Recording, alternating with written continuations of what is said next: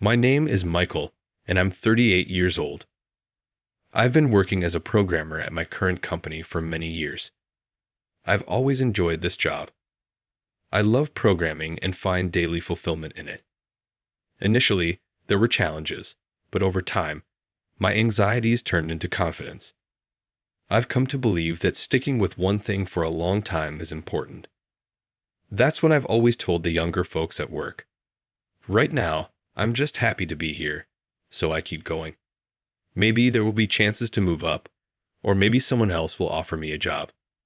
But I'm already 38, and I feel like I'll be at this company forever. I doubt there's any chance for further career advancement. That's what I was thinking when the incident happened. A new department head joined our company, a woman named Mila. She's 37, and I'd admired her for becoming a department head at such a young age. The first time I saw her, she had an aura of competence. However, she was very cold towards people. The first words Mila ever said to me were, "Are you only a middle school grad? Too dumb, aren't you?" She must have noticed that from my resume.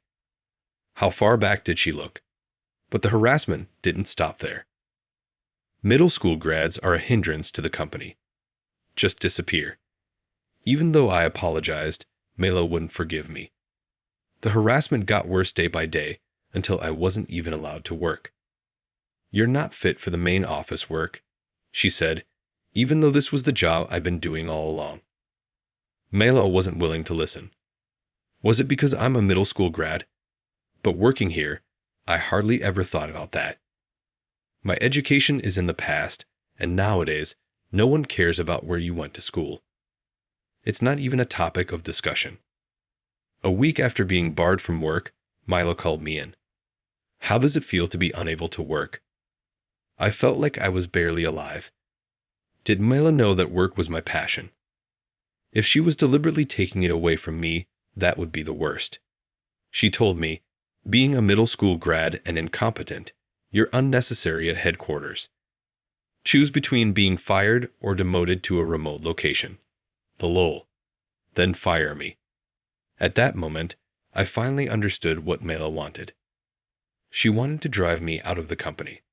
That's why she took my work away and created an unwelcoming atmosphere for me. Thinking back, Mile was harsh on other employees who were also middle school grads. We were told every day how incompetent we were for being in headquarters. How much distress must everyone have been feeling? There were many victims besides me. Ever since Mila arrived, the company atmosphere has clearly deteriorated. It shifted from a friendly environment to one that prioritizes educational background. I remember when Mila asked me, "Why are there so many middle school grads here?" Well, I never really paid attention to it. I didn't know the educational backgrounds of my colleagues because I had no interest in it. So when she asked, all I could give was a vague response, and for that, I was scolded. It's no surprise you're not aware of it, given your incompetence. I'm sorry. Her look of disdain was infuriating. Who does Mila think she is? Could she say the Michael if she were a high school dropout? Besides, I wasn't allowed to work here anyway. If I can't do the job that gives me a sense of purpose, then there's no point in staying. Even if I were reassigned to a remote location, Mila would still be my boss. I absolutely didn't want to continue working under someone like her. Thank you for everything. You don't have to come back ever again. That's what I thought should be my line. I never want to work with someone like her again, let alone follow her orders, even if she is my boss. Mela is younger and lacks manners. There's nothing about her I respect. I completed the handover documents that day and left the company. Actually, since being harassed by Mila, I had seriously considered changing jobs. I believed that with my years of experience at this company, I could move to a different one. In fact, I had been progressing on things in secret from her. After leaving the company, I had a few places to stop by, so I quickly made my way home. After finishing my errands, I felt incredibly relieved, thinking I had finally said goodbye to that company. The next day, I got an unexpected call from Mila. Wondering what she could possibly want now made me angry, but this might be my chance to say what I've been thinking to Mila for the last time. I decided to take it positively.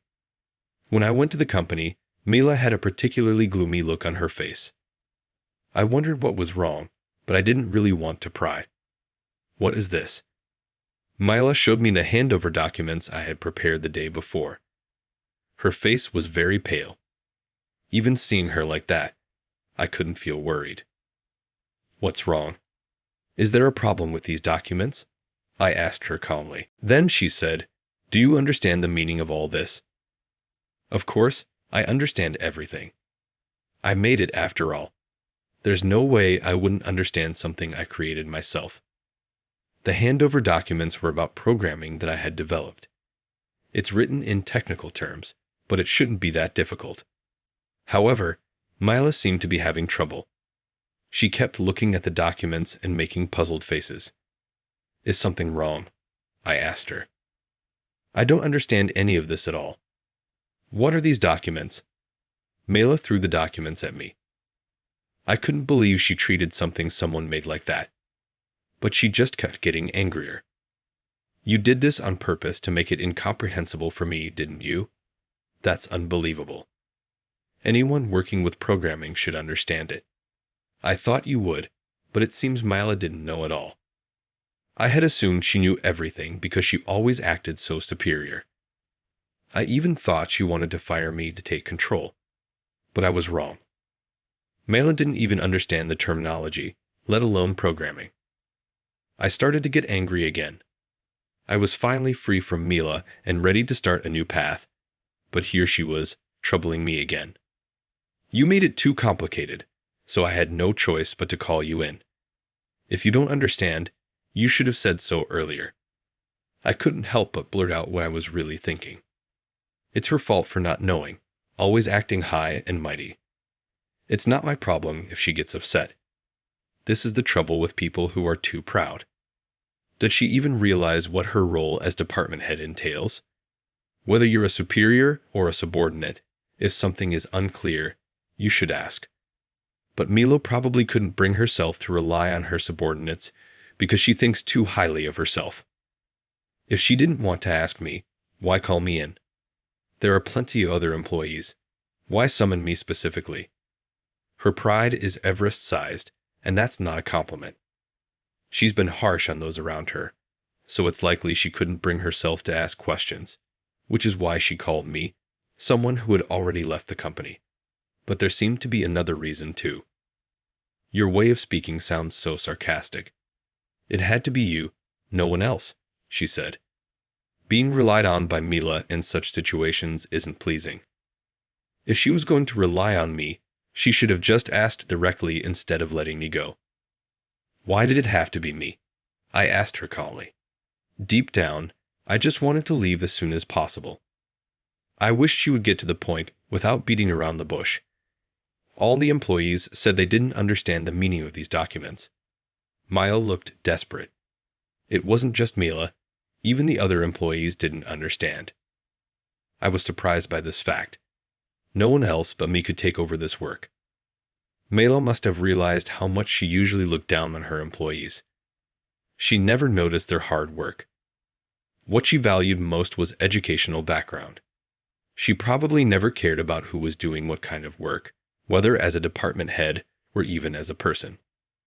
I lost my temper. "So you called me back to this company because only I can understand it." Mila was hitting the desk, angry, even though this was all due to her usual negligence. Programming can be learned by adults if they put their mind to it. Some things require years of experience, but the basics should be understandable. Mila doesn't try to learn on her own and relies entirely on me. It's astonishing how she looks down on others, but when push comes to shove, she clings to them. Without me, the company's programming would be completely incapacitated. Did Mila even know my role in the company? I started to doubt it. She seemed only interested in herself, so she probably didn't know what I was doing, which is why she so easily took my job away using my education as an excuse. I'm sure the company was greatly inconvenienced during that period, likely suffering significant losses.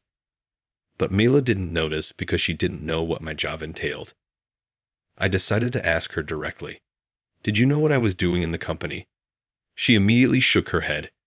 It was just as I thought. I had no interest in what a middle school grad was doing. That's only natural, isn't it? Her defiance was incredibly infuriating, but I was no longer associated with this company, and dropping a bombshell now might just be fair game. Mila would be floored if she knew this. Suddenly, the situation started to feel amusing. It looked like I wouldn't be leaving the company premises for a while.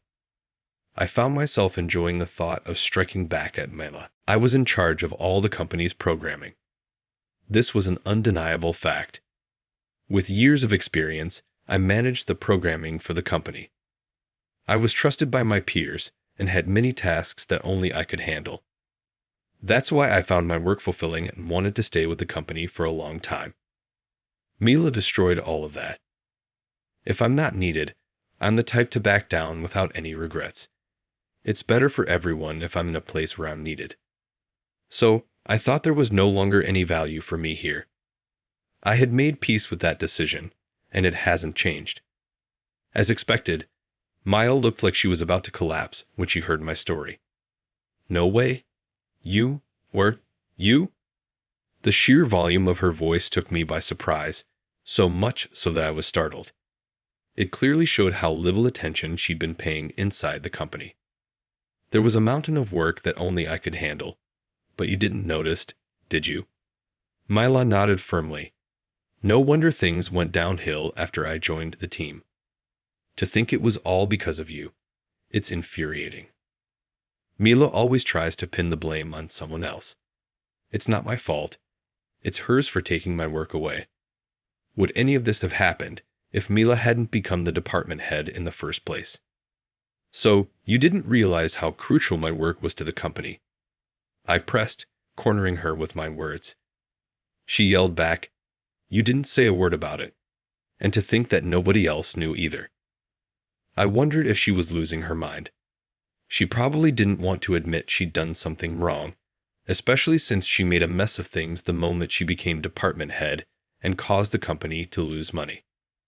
I decided to ask around about a few employees who knew a bit about programming, but Mila came out with something outrageous. I thought they were all incompetent dropouts, so I fired them all. I couldn't believe it. I couldn't help but yell at the sheer awfulness of it. But since she's no longer my boss, there's no need to hold back. Besides, I'm older and have much more experience from my previous job. I don't want to be lectured by a department head who knows nothing about the work I do. Why are you yelling all of a sudden? You're one of my incompetent subordinates, aren't you? She snapped, questioning my attitude. But being yelled at by someone like her doesn't scare or bother me anymore. I just want to talk back to an ignorant and incompetent department head. She should fully realize her own disgrace. She's the least suitable person for this company, and she needs to reflect on the foolish things she's done. However, Mila resisted more than I expected. You've been looking down on me all along, haven't you? You did this on purpose because I wasn't aware of your work, didn't you? I shook my head instinctively. There's no benefit in friending someone like Mila. Besides, I thought I was on top of everything at work, so it's Mila who's at fault. But I didn't get a chance to fight back. Your silence must mean it's true, huh? You want to put all the blame on me, she accused. It's not that I'm silent by choice. Mila has been going on a monologue, completely disregarding others. With the way she talks, I don't think anyone can get a word in edgewise. That's probably why the employees she fired couldn't resist and ended up quitting. As someone who was also fired, I couldn't help but feel a lot of sympathy. While I was sighing, Mala came back with more retaliation. You think you're so important, but you're mistaken. Isn't she the one who's mistaken? I've never thought of myself as important, and that's better than her way of thinking. I finally got a chance to talk back, but it seemed like my words didn't reach her ears. Isn't it true that the whole mess started because you never spoke up in the first place? And yet, I'm the one who's been living a nightmare. This person always wants to blame someone else. If you had explained the job from the start, I wouldn't have fired you, she said. I couldn't believe what I was hearing. After all the times I've been belittled, now this. The company's loss is my loss too. And it all happened after I became the department head. Mila looked down and sighed. In the end, she only thinks about what's a loss for her. I feel foolish for even momentarily hoping that Mila recognized my work.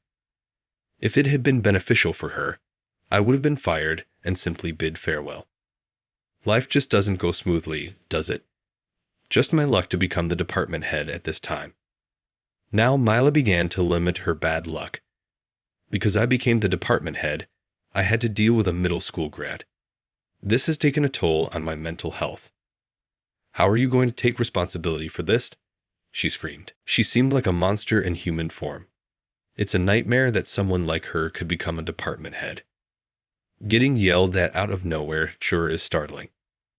I couldn't help but retort to Mila, even though now seemed like the worst time to rub her the wrong way. I couldn't contain my anger toward Mila. What do you know? Do you have any idea what I've gone through as a department head? From my perspective, Mila seemed quite satisfied with her work. Her subordinates always complied, and the employees she wanted to fire were at her mercy. It was like the company was subject to Mila's dictatorship. The moment things started going south, everything became a source of dissatisfaction for her. Then, out of the blue, Mila made an absurd suggestion. You should just come back to the company. Then everything will work out, right? What? After all the bullying and hurt she caused, now she says I should come back. Who would agree to such a ridiculous proposition? For the first time in a long while, I found myself shouting from the bottom of my heart.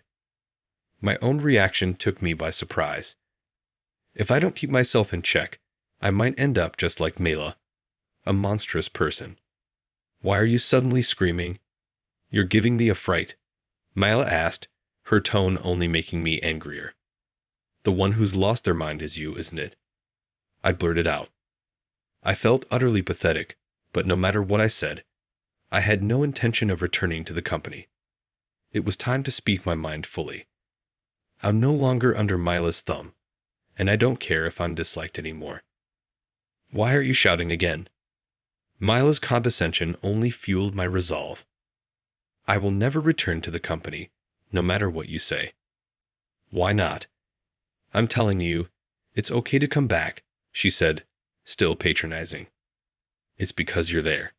Besides, the company doesn't need me anymore. I'm saying I'll let you come back, and you're upset with me. She had no clue what she'd done wrong.